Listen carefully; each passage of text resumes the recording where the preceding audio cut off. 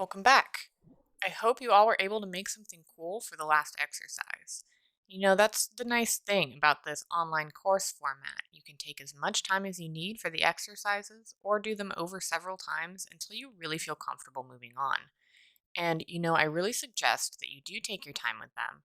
I'm sure it's really tempting to blow through the beginning sections of the course to get to the good stuff, but really the only way you're going to get better at anything is by practicing, and practicing a lot.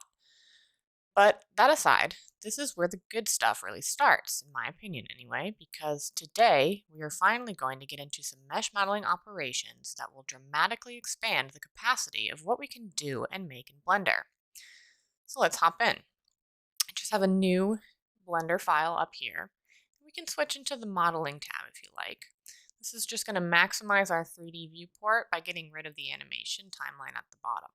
Now, modeling is this part of the 3D asset workflow. That is the part where we are working primarily in edit mode and creating a shape by both moving the vertices around and creating new geometry as part of this object to add complexity and detail to the form.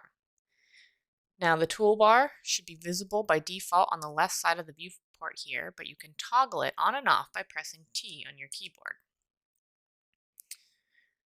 In the next few videos, we are going to be covering some of these tools that are accessible here on the toolbar. Now, I am going to be teaching you the hotkey for these, but just know that everything we're going to discuss over the next few videos is also accessible on the sidebar here.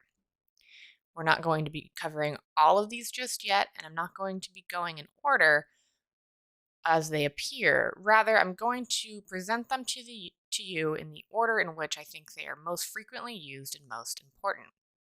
So let's get started. So one thing I touched on a little bit in the demo, I just want to go over it quickly again here, in case you missed it. And that is how to soften and sharpen our face normals to affect the shading of this object. Now we did this on the object level by, in object mode, selecting an object by left clicking and then right clicking and hitting shade smooth. Also reversing that by the same process, just choosing shade flat. Now we can also do this on a per face level. We can do that by pressing tab to come into edit mode, making a selection that we wish to be soft or smooth, and right clicking and bringing up the shade smooth option right here. Now if I tab back out of edit mode into object mode, you'll see that only those faces that I had selected are now smooth. This right click menu that I brought up to do this operation is contextually aware of your selection mode. So in order to perform this operation on the faces, I needed to be in face select mode. Now I could also access this option in any of the selection modes by coming up here and clicking face shade smooth. This menu is the exact same as the one we brought up by right clicking in face select mode. Just know that it is also accessible here at the top, along with the contextual menus for vertex select and edge select. I'm just going to undo that by selecting these faces, right clicking in face select mode, and pressing shade flat.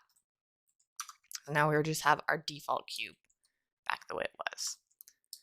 We can also delete the camera and the light just by selecting, pressing X, and deleting. We don't need them for this part of the course.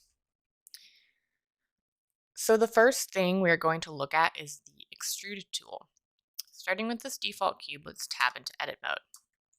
So you'll see here that we have this cube with 6 faces. We can extend any of these out without affecting the placement of these existing vertices by using the Extrude tool. Let's go into face select mode and select one of the faces on our cube. If we press E for extrude, we can pull this face up. But instead of moving this face out so that the sides along the cube are stretched, we are instead creating new geometry here that is still attached to the original cube. So just left click when you want to confirm that placement, and you'll see that we have a rectangle with 10 faces now, as opposed to a cube with 6. We can continue to extrude from these faces to get even more complex shape just by pressing E, left clicking, making a new selection, pressing E, left clicking.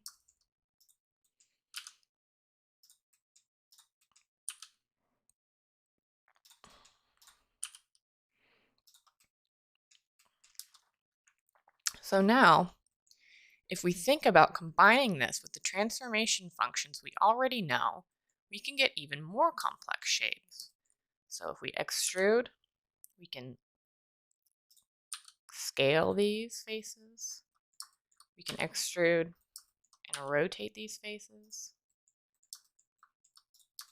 We can extrude, and we can hit G and grab and move these faces around.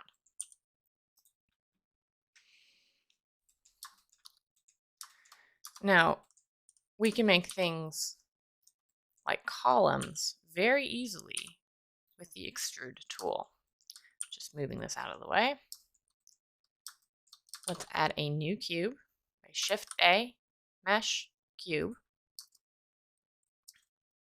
So we'd start with the base by flattening this cube a little. So let's just hit S and Z to scale it along its Z axis, approximately that width. You can now tab into edit mode. And now let's use the extrude tool to build this column up from the base. So this is how I'm going to do this. I'm going to select this top face. I'm going to hit E for extrude, but instead of dragging it up, first I'm going to scale it. So before I left click, I press S to scale it. We can scale it in and create this inset face. Now, if we press, with this face selected, if we press E again, we can extrude it straight up, click to place, and now we're going to repeat the process that we did down here in reverse up here to create the top. So we are just going to press E to extrude, and then instead of clicking to place, we're going to press S to scale it out. I'm just eyeballing this. Obviously, if you were building columns, you'd want these to be, the same width and height and things, but we're just eyeballing this just for demonstration. So now we have this flattened face that is laying exactly on top of this face here. So we're getting sort of this weird flickering, which we've seen in the past called Z-fighting. But all we have to do now from here is, with that same selection still made, press E again, pull that up, flickering's gone, and we have our basic column shape. Pretty cool.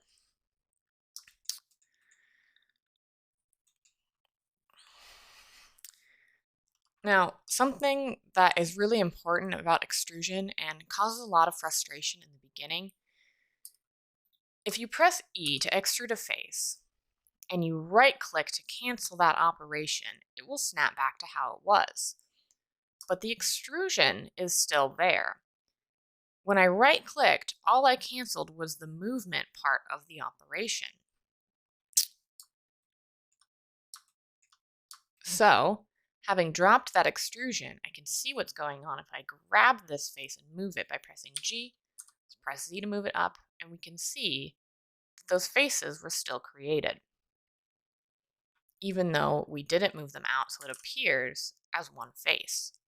Now, doing this will lead to duplicate geometry that is trying to occupy the same space as the geometry you already have, which will cause major problems down the line. So just don't do it. Just be careful that you don't have duplicate vertices, and an easy way to check at any vertex is by just grabbing it, moving it around. You'll see if it's a duplicate. Now we could Control Z and undo that, or there is another way to clean this up, and that is by merging any duplicate vertices we have. So let's quickly redo those duplicates by extruding, right-clicking to drop it. So now we have all these duplicates here, but let's say we didn't notice that we did this, and we did some other work on this model, so we can't just Control Z to undo it.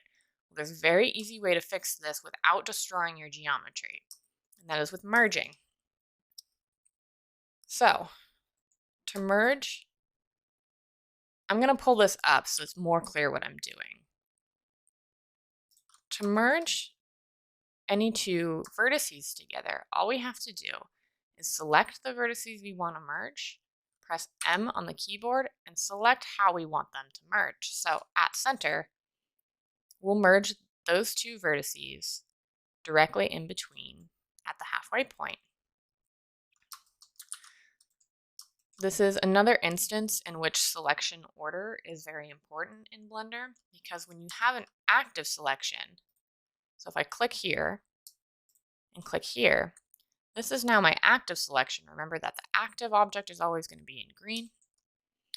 And now if I press M to merge, you see I have a couple more merging options, including at first and at last. And this has to do with selection order. So I can demonstrate this by pressing M and saying at first, and you'll see that my active vert has snapped to the first vertex I had selected and merged. Let's undo that. And with the same two vertices, so you can get an idea of how these are different. If I press M and select at last, it will snap that vertex down to the active selection, which is the last thing you selected. Now, there's one more merging function I want to go over, and that is by distance. And this one is going to be probably one of your most used merging operators. And so basically all I've done is I've hit Control Z a couple times to undo. So now we're back at having these duplicates on top of each other. I think we have even 3 duplicates on top of each other. We do. So we could select them all and merge them at the center, which if they're on top of each other, they will just stay in the same place. But now when you grab it, you can see that it's just the single vertex. Now we could do it that way for all of these, but sometimes we don't even know where our duplicates are. In very complex models, you can end up with duplicates and you just don't know where they're located. So the best way to get rid of that is to merge your vertices by distance. So what this is Blender will basically look at everything that you have selected, and if it finds any vertices that are on top of each other occupying the same physical space, it will just automatically merge them together, leaving any other vertices that are not overlapping untouched. So we can quickly fix the top of this column by pressing A to select everything in our mesh, pressing M to pull up the merge panel, and then selecting by distance. And you'll get a little notification that says removed 6 vertices. That means I had 6 vertices that were occupying the same space as another vertex on this model. So now when I click here, you'll see that all those duplicates have been fixed. So it's easy to accidentally create duplicates when using extrusion, but it is also easy to fix. Now, you may notice that when you extrude any face from a mesh, that you're locked to this blue axis that's being drawn on the screen. This direction is called the normal, and all that really means is whatever direction this face is facing. So right now, extruding pulls the faces out along our global XYZ axis. But that is only because this object currently has the exact same rotation as our world. We didn't rotate it at all after we made it. But if we tab into object mode, let's quickly just give this a little bit of a rotation. and tab back into edit mode. So now when we extrude, it is still following the angle of this face, the direction it's facing, which is also known as its normal, despite the rotation. So just know that when I say that something is moving along the normal, that is what I mean. It's just the direction that is facing outward from the selected face. So let's say that you wanted to extrude something at like a funky angle. Well, you could just hit E to extrude, left click to place, press G, and transform it. You don't necessarily have to be locked to this normal while extruding. We can extrude along any of the global axes by pressing E for extrude and then the axis key. So for example, we can select a face, press E for extrude, X will extrude it along the global X, and Y would extrude it along the global Y. We can also extrude along a local axis the same way we move along a local axis. So we can make our selection, press E for extrude, press X for the global X, and then press X once again to shift into the local X transform. Now, just a quick aside about this local space. You may be wondering why, when you press G to grab something and then double tap X, it moves this direction, but when you press E and double tap X, it moves this direction. This is because this object has a local rotation such that this is the local X. And when we perform a grab operation, it's looking at the object's local X rotation. But when we extrude, it is only looking at the local transform for this face only. So Blender reads this as left and right for this face, this for forward and back, and this for up and down. It's a little bit confusing, and that's something that you will just get used to with practice. Just remember that the local space for a single selection is not necessarily the same as the local space for your object. Another note